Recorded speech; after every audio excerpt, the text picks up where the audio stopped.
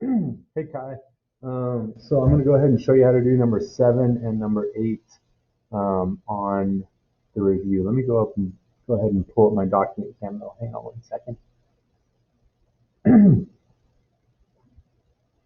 Okay, it's coming up.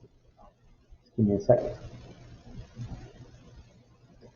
Okay, so this is number 7 on the review, and it says write the equation of the line for each of the following graphs. All right. So when we're thinking about an equation of a line, what comes to mind first for most people is the equation y equals mx plus b. Okay. Now these are all just letters, so they don't really tell us much. What we do know is that when we look at a graph or when we look at a coordinate plane, that we have two variables, our x and our y, right? And these are the coordinates on the graph, right? So like let's say x was 2 and y was 1. You'd have the point right here that would be 2 comma 1, right? So that's kind of how these points come into play, just when we're talking about the general form of what's going on. And the same thing over here, right? We're going to have to create some points. So I like to create one right here, and let's do another one right there. And we'll label those. So this is 0 comma 2, because 0 is this way, and we went down to, negative 2, sorry. And this one is 2 comma 2, because we went over 2 up 2. Okay, so now we have 2 points on this one, 2 points on this one. Now when we look at this equation, the y and the x are just these numbers. What we need to figure out are these two numbers. And the b, that's usually the easiest one to find, right? This is the y-intercept. And in this case, it's where this line crosses the y-axis. So this line. So you see the y-axis is this one that goes up and down. So we want to know, where does our line cross this line? Well, this one is really easy. It crosses it right here at negative 2. So that's what b equals. So if I'm going to write an equation for a line, it's going to be y equals m times x plus b. But we know what b is. B is negative 2. So in this one, b equals negative 2. So instead of, we could say plus negative 2, but that looks kind of weird, right? So instead we could just say, I mean, if you wrote it like that, that's fine. We could just say minus 2, right? So that's what b is. It's the y-intercept. Notice on this one, here's my line. I can't tell where it crosses this line, right? Because I'd have to like extend it, right? So this would be like my y-axis, and it goes all the way down like this, right? So I'd have to like extend this somehow up here to figure that out. Okay, let's extend, whoops, it's a terrible one. As you said, I should have a ruler, right? I'm a math teacher. Okay, so we want to know, where is this point? If I figure that out, then I'll know what my b is, okay?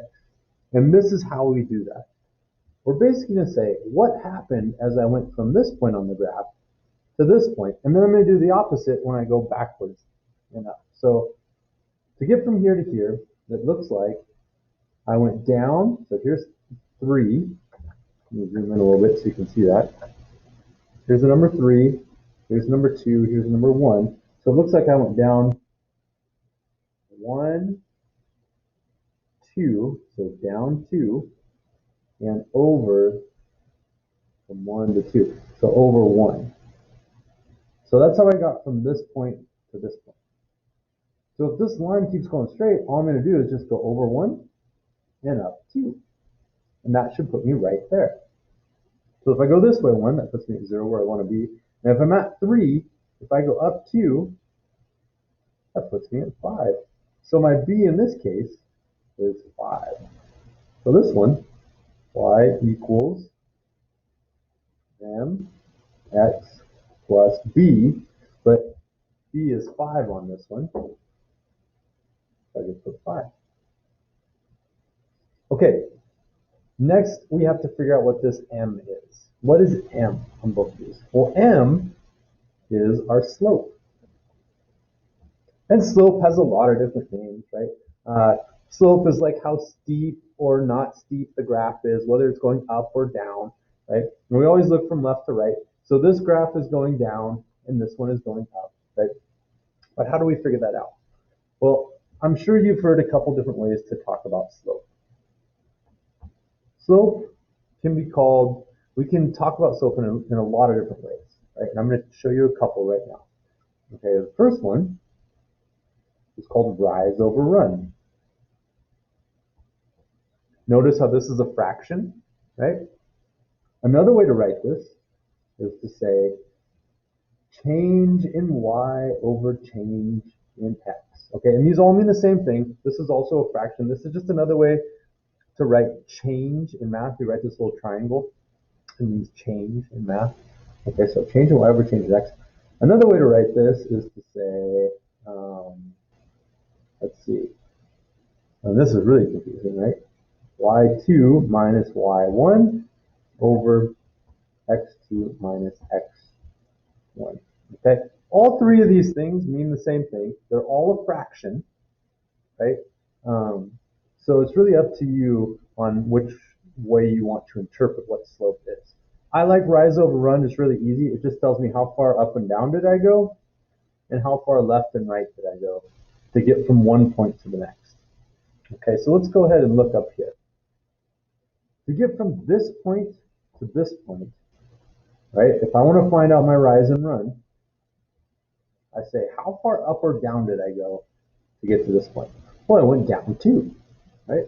So down 2. So the first part of my slope is going to be negative 2, because I went down 2. And then, after I went down 2, how far left and right did I go? Okay, so I went to the right 1, or plus 1. So the slope in this case is just negative 2 over 1. Now we can talk about this, which actually puts these numbers into an equation, right? Or into this little formula, but it gives us the same thing. Like they all come out to be negative 2 over 1. So our slope in this case, instead of writing m, we're just going to take this value and plug it in right there, and that's our equation. Negative 2 over 1.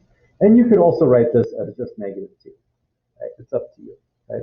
Leaving it in the fraction form, though, is easier to understand. Okay, we'll do the same thing over here. If I go from this point to this point, well, first let's see what our rise is. So our slope, this needs to be rise over run. So how far up or down did I go? And how far left or right did I go? Okay, so my rise, as I went from here to here, I went up 1, 2, 3, 4. So up 4. And then from here, I went over 2. So over 2. So my slope is up 4 and over 2. Notice the difference between this one and this one, right? This has a negative sign because I went down, right? If you're going up, that means it's positive.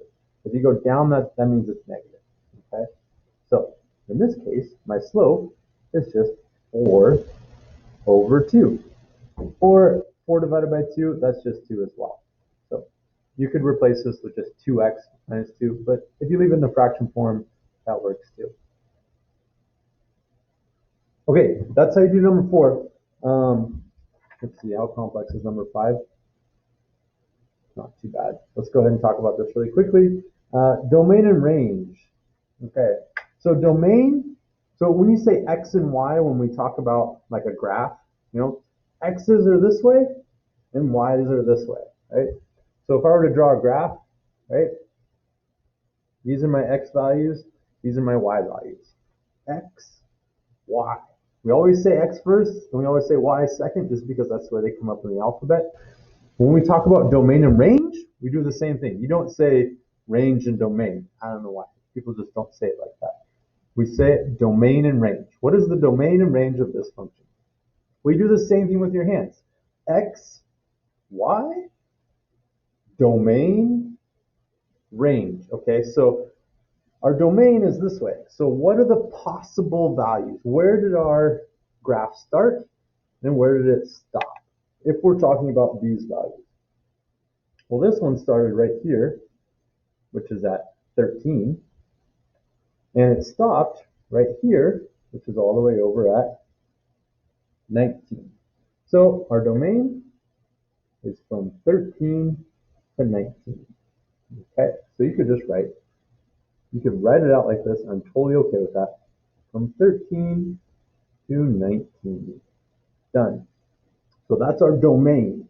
Now when we're talking about range, we're talking about the same thing. How high does this thing start? And then how high does it go, right? Like, so what's the highest point? What's the lowest point in this graph? The lowest point, it looks like 229. And then these are the two high points, but it looks like this one's a little higher than that one. So we're going to use 642 as our second high point. So our range is from the low point first, so 229,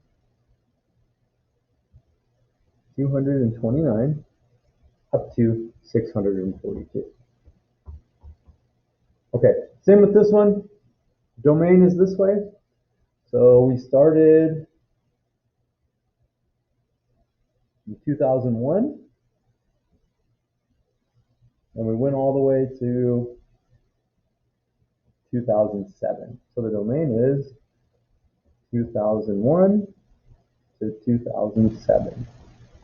Now there's different ways to write this, but I'm not really concerned about your ability to code and decode these math writings. I just want to know how well do you understand it, right? So just tell me what the range is, 2001 to 2007. The domain is now this way, okay? So the lowest it was, looks like 5,800. To the highest it went was 24,000. You might be asking yourself, Mr. Tallman, why didn't you start here and then go here? Well, we always put the lower number first, right? So even though it happened later, this low number, that's still the lowest that it goes. So we're going to write the low one first and then the high one. If you wrote it backwards, I wouldn't take any points off. I'd just have a conversation with you. Hey, like switch those around, you know? You don't say from 9 to 1, you say from 1 to 9, right? When you're talking about numbers. Okay, I hope that helped. If you have any more questions, please let me know. I'm sorry the video went kind of long. You know, it can get long-winded. All right, Kai, I'll talk to you later.